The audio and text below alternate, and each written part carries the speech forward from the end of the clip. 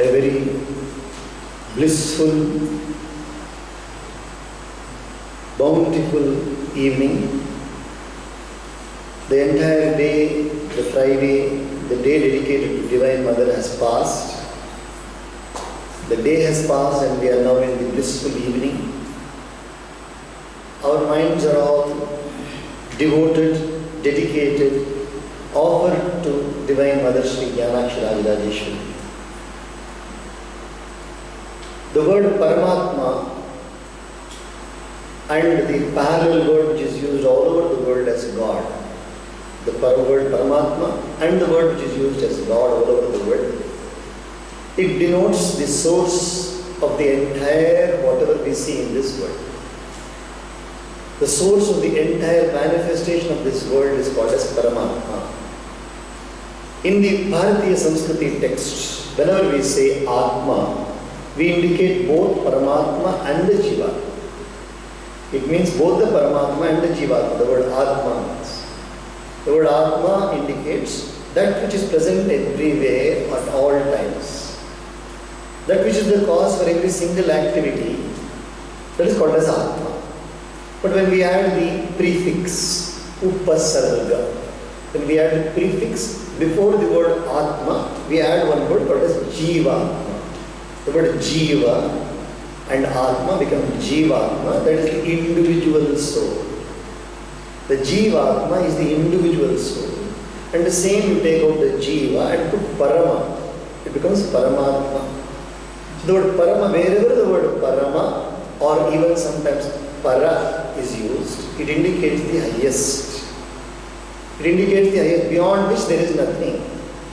So the word Paramatma, which is an indication, it's a very clear indication of the two perceptions we have in this world. Each and every one of us, wherever we are in this world, we have the sense of the individualized I. And then we have the sense of the individualized you.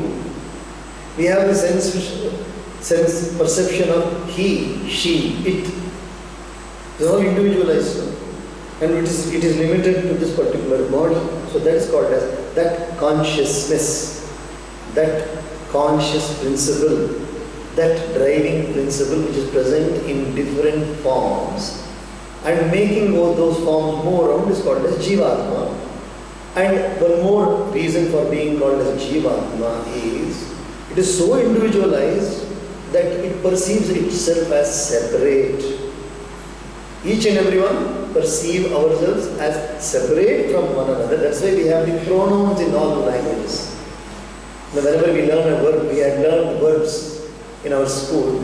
When we learned the verbs, we used to say, I speak, we speak, you speak, you all speak, he, she, it speaks, they speak. Singular and plural, we had learned in English. I speak, it's perfectly individualized. You speak, perfectly individualized. So we know the differences. So the Jivatma indicates individualized and Paramatma indicates the whole, the source. Paramatma indicates the entire source of the universe. So this Paramatma, is this Paramatma like a very highly placed human personality? We all think of Paramatma means that means there on the in the sky, maybe about 50,000 kilometers or maybe 100,000 kilometers from here. There is a beautiful building. In that building there is one beautiful throne where the Paramatma is sitting down there and all the secretaries are sitting. So Paramatma is there, Lord Almighty is there, sitting down there and then ordering and doing something. This is our perception of Paramatma. This is how we have thought about Paramatma as being very much like a human ordainer, like a human leader, like a human big highly placed position, maybe quite possibly call him as CMD, Chairman and Managing Director of this universe. CMD universe, Chairman and Managing Director of this universe. That's how we think about Paramatma. Whereas Paramatma is not like that. Paramatma is omnipresent. Paramatma is omnipresent. Ishvara Sarvabhutanam Hriddeshe Arjuna Tishtati. Hrideshe, Paramatma is present here also. Paramatma is present there also. Everywhere Paramatma is present, therefore Paramatma is not like a human, highly placed official, highly placed, let's say, what you call as an entrepreneur, highly placed, somebody, a person who's in a business or started a business, no, not highly placed director, no. Paramatma is absolutely free from any sort of title, and he takes any title which you need. Paramatma will receive any title you want, you can give. Lali mere laal ki jit dekhu tit laal, lali dekh mein gayi, मैं भी हो गई लाल, Meera says.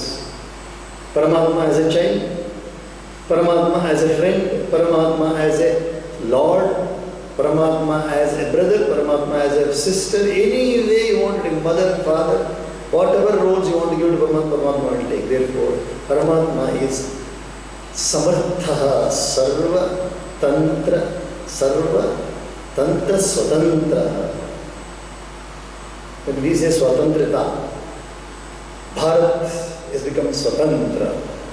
When we say Bharat has become free, now independent, what does it mean? We mean Swatantra. It means that in future, nobody is going to rule us, we are going to rule ourselves. Swatantra. That is what self-rule. The word Swatantra means self-rule, not rulelessness.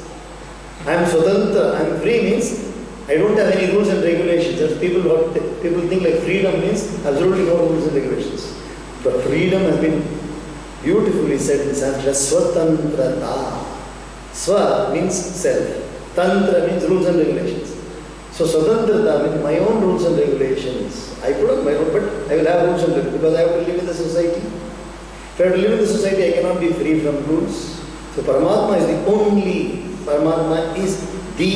only Shakti in this world which is free from rules and regulations, and whatever rules and regulations Paramatma make, we have to follow.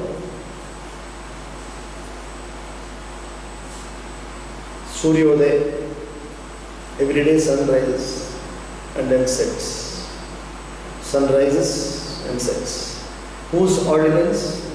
Paramatma. The seasons come. Summer, spring, summer, rain, winter, autumn. They all come because of whose ordinance? Paramatma's ordinance. Everything is because of Paramatma. One should understand the capacity of Paramatma, capacity of what we call as God, is beyond any human individualized perception. It is beyond everything. It's beyond. Yato vacho nivartante aprapta manasasaha. Even speech cannot describe that, even the mind cannot describe, understand that. When the moment we think we have understood, we understand that we have not understood. The more you know, the better you know, how less you know.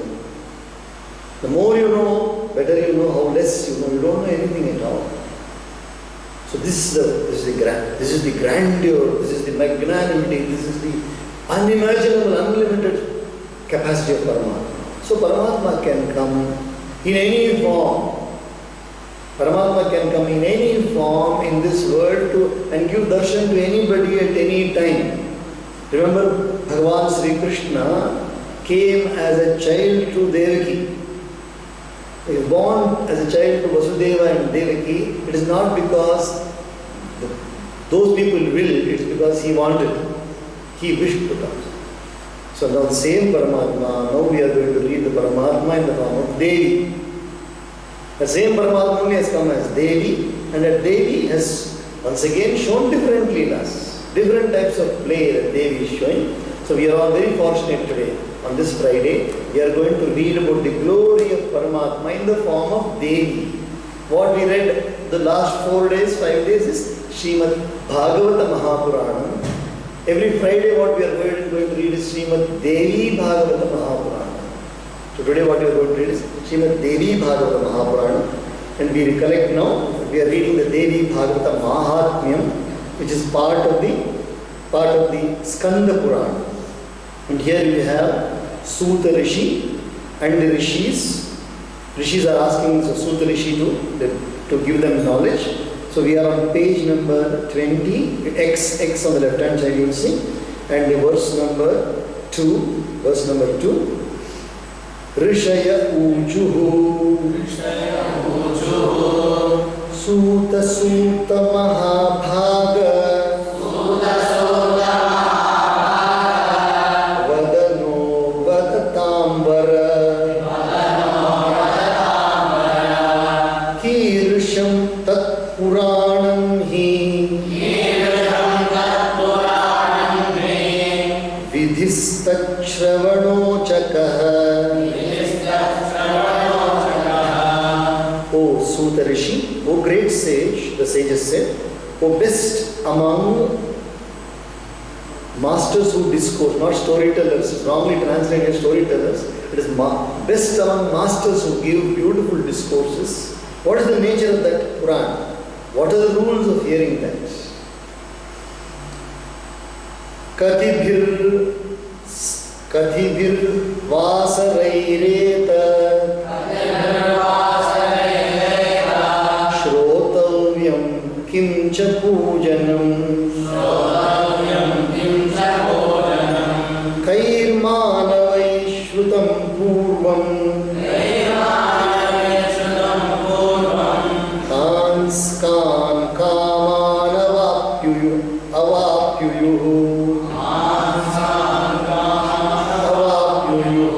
Kanskan Kamanavapnuyuhu.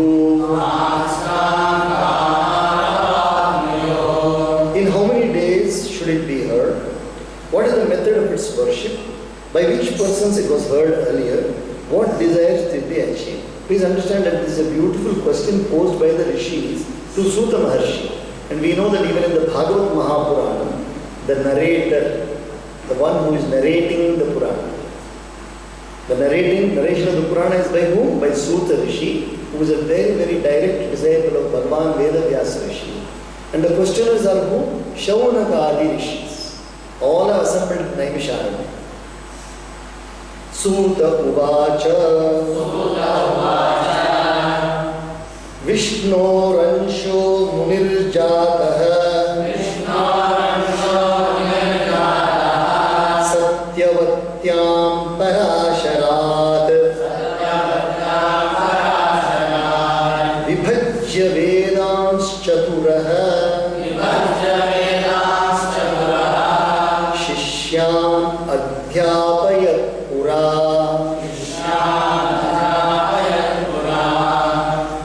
Here, this is the introduction of Bhagavan Veda Vyasa Rishi by Suta Rishi. Suta Rishi is introducing, once again reminding the rishis that there is one great Maharishi who is called as Bhagavan Veda Vyasa or Badarayana. And that Badarayana Rishi, Vyasa, was born to Parashara Rishi through Satyavati Mata.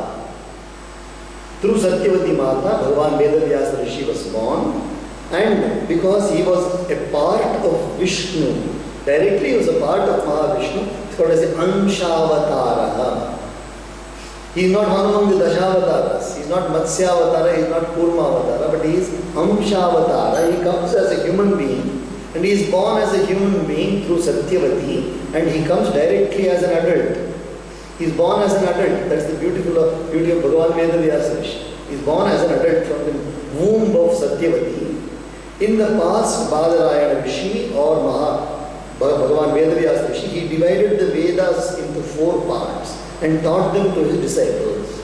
Originally, there was only one Veda, and that Veda was divided among 4 of his disciples: Rig Veda, Yajur Veda, Sam Veda, and Atharva Veda. So now Suta Rishi is recollecting and introducing Bhagavan Veda Vyasa Rishi once again to the rishis. Vratyanam Dvijabandhunam Vedeshvanadhikarinam Strinam Durmedhasam Nrinam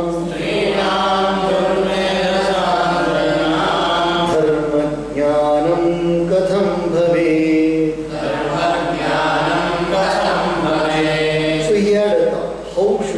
Make sure that people who do not have the access to the Vedas, when we know that the Vedas are the source of all knowledge, there are at least 99% of the people do not have access to the Vedas.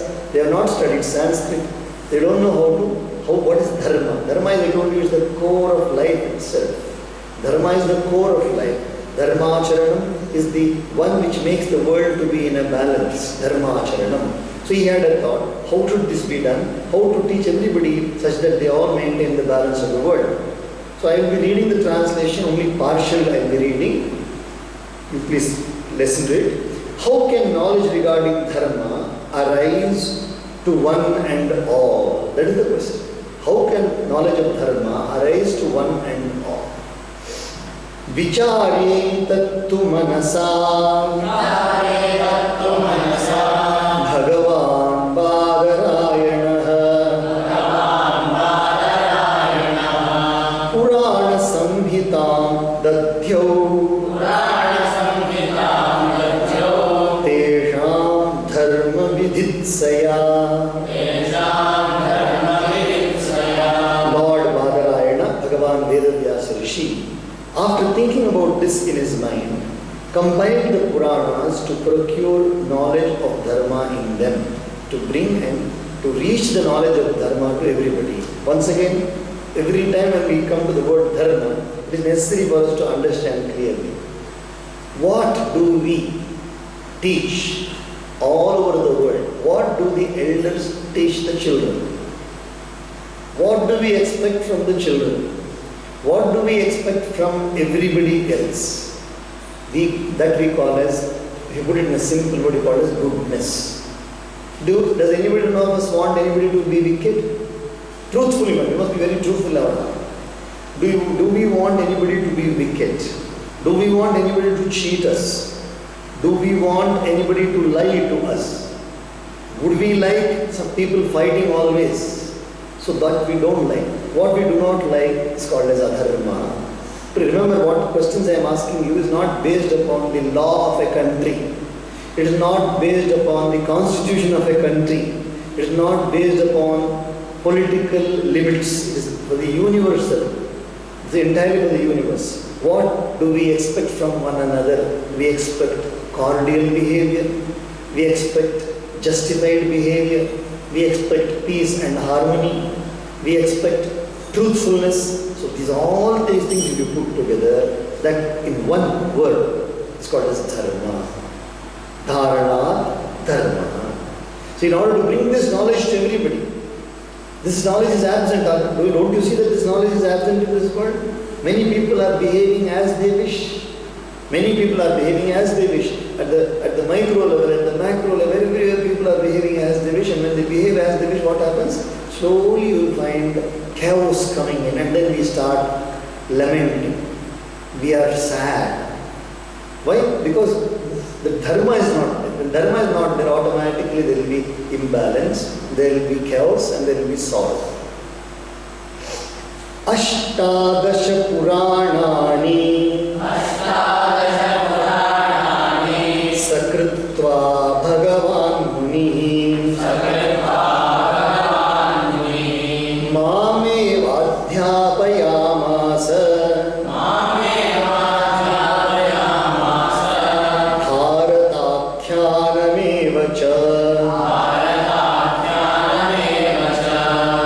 That great sage, after composing the 18 Puranas and Mahabharata, taught them only to me.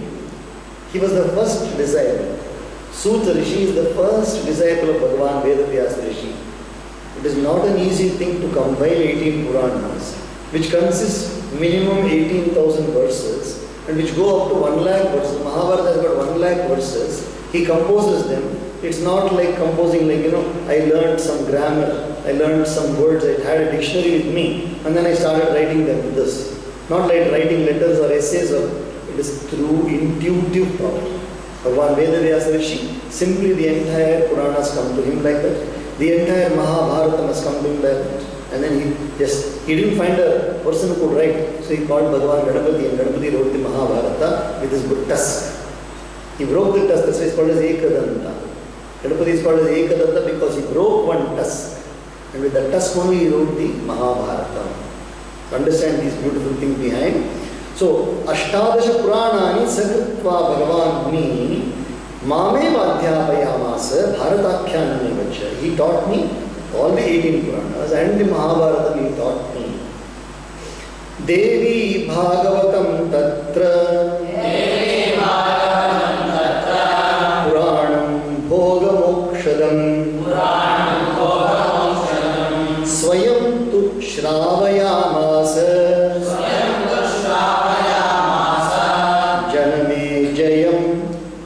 जनमे जय भूपतिम्.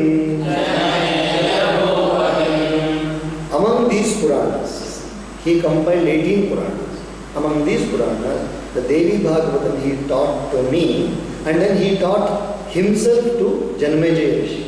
He himself taught it to Janamejaya Raja. Janamejaya Raja is the son of Parikshit. We know in the Bhagavata Mahapuranam, Shuka Maharshi is teaching the Bhagavatam to Parikshit Maharaj. And Parikshit has got a son, and that son is Janamejaya.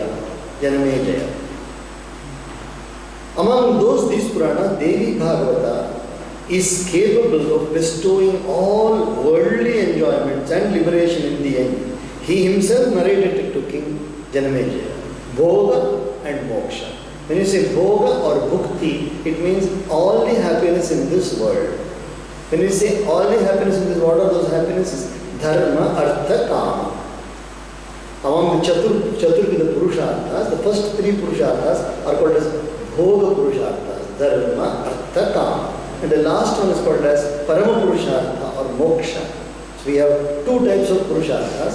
Although there are four, the first three are one category, Dharma, Artha, Kama, and then Moksha is the fourth Purushartha. Purvam asya pita raja Parikshit takshakahina Sandashtastasya samshuddhyai Rajñā bhagavatam shrutam. Earlier, in the previous generation, Parikshit, father of Janamejaya, was bitten by the snake Takshaka. For purification, Bhagavata was heard by the king. He was not yet bitten. He was not yet bitten. Actually, he was not yet bitten. He was cursed to be bitten. He was cursed to be bitten by the snake Takshaka. 7 days only time was there. He knew that today is Friday. So next Friday he will be departing. Parikshit knew that next day Friday is going to depart. So what to do these 7 days? When you know that you are going to depart from here, what will you do? Then only he has the viveka. He says, quite to simply unnecessary worry about the going. He went and prayed to Bhagavan Vedavyasa. Bhagavan Vedavyasa Rishi, through Shuka Maharaj, his son, he gave him the entire Bhagavatam. And then he leaves the body not as a person who is in difficulties, not as a person who is suffering, but as a person who has totally understood the value of life, the purpose of life, the meaning of life, and the part of departing also. Happily he leaves the body in the 7 days later. See the difference? It's a vast difference. Navabhir divasai Shrimad Veda Vyasa Mukham Pujat Trailokya Madaram Devi Mujayitva Vidhanataha. He heard it from the lotus face of sage Vedavyasa in a period of 9 days after worshipping Devi, the mother of the three worlds, according to the scriptural rules. See, Parikshit Maharaj not only heard the Bhagavatam, he heard the Devi Bhagavatam also through Bhagavan Vedavyasa Rishi. It's a very wonderful thing that Parikshit Maharaj is hearing the Bhagavatam. He is also hearing the Bhagavan Devi Bhagavatam in 9 days. Navaha yajñe sampurne Parikshita vibhupatihi Divya rupadharo devya Salokyam takshanarayat. At the very moment when the Navaha Yajna sacrifice extended over 9 days was completed, King Parikshit too attained the region of Devi bearing a divine form. So, in the Bhagavata Mahapuranam, you will hear that he heard it for 7 days, Saptaha Parayana. But according to the Devis, this is written in the Skanda Purana. So in the Skanda Purana it says 2 days earlier itself he has started hearing. He is hearing the Bhagavad, that is Deva Bhagavad Mahapurana in 7 days.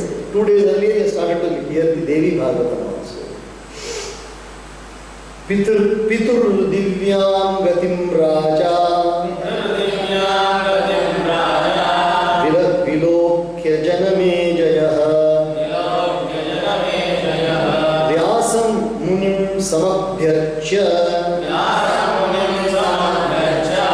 Param Mudamavapaha.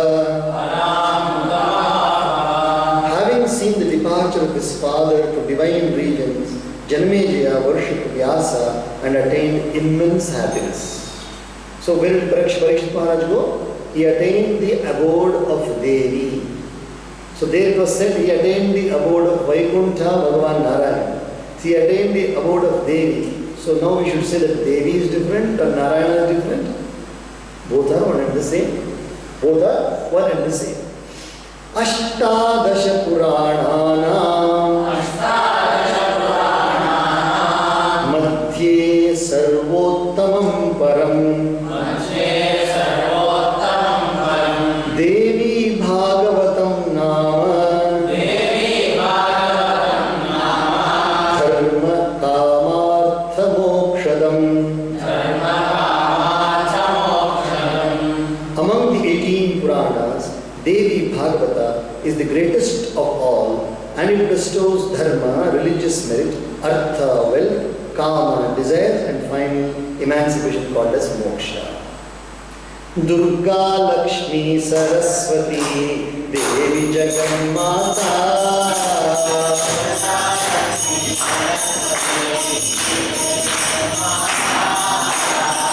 Durga Lakshmi Saraswati Devi Jagannata